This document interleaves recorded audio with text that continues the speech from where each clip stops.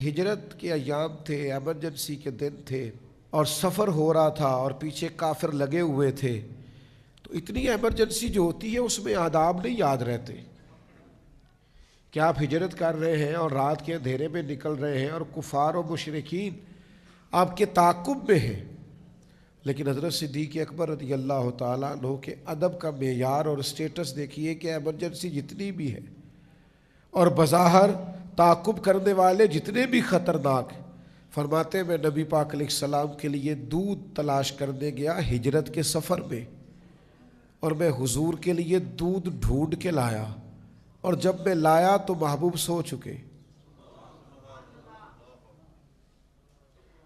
فرماتے میرے ادب نے اجازت نہیں دی کہ میں اپنے نبی کو جگاؤں، یہ مجھے اجازت نہیں ملی۔ لے سانس بھی آہستہ کہ یہ دربار نبی ہے۔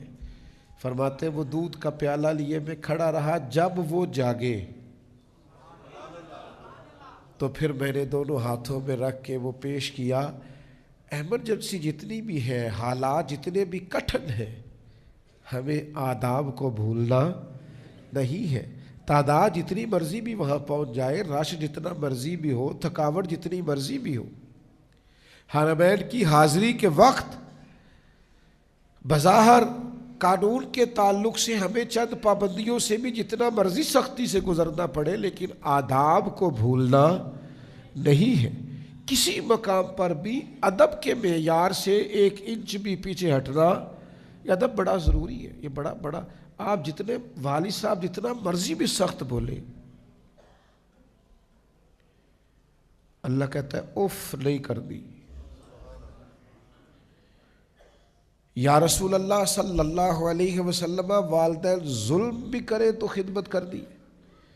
تو پوچھنے والے نے 1 دفعہ پوچھا، حضور نے 3 دفعہ فرمایا اگرچہ ظلم بھی کرے، اگرچہ ظلم بھی کرے، اگرچہ ظلم بھی کرے، تم نے بہرحال ان کی فرما بردار۔ جو ادب والی جگہ ہے وہاں ادب ہی ہوگا، دوسرا کچھ ہو سکتا نہیں ہے۔ اپنے مزاج سے ادب کو کبھی نہ نکلنے دیں، اور جب بے ادبوں سے بھی ملے نا تو پھر بھی آپ تو ادب والے ہیں نا، آپ کا سٹیٹس وہ نہیں ہونا چاہیے جو اس بندے کا ہے، آپ کا معیار تھوڑا بلند ہونا چاہیے، آپ کا رویہ تھوڑا ٹھیک ہونا چاہیے۔ مجھے کھا گئی اس شخص کی بات جسے بڑے طنزیہ طور پر کسی نے بیت اللہ کے سامنے کہا اب توبہ کر لے،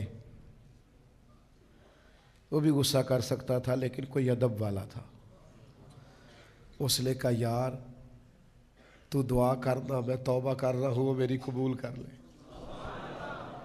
اس نے طنزیہ کہا چل کر لے توبہ، بڑی ہو گئی، کہنے لگا تو دعا کر وہ میری قبول کر لے۔ تو محسوس ہوتا ہے کسی نے تربیت دی ہے، کسی نے سمجھایا ہے، کہیں سے سیکھا ہے، کسی کی نظر سے اس نے فیض پایا، کسی کے چاہنے والا ہے، کسی سے پیار کرنے والا ہے، کسی کی نگاہ سے اس نے کچھ حاصل کیا۔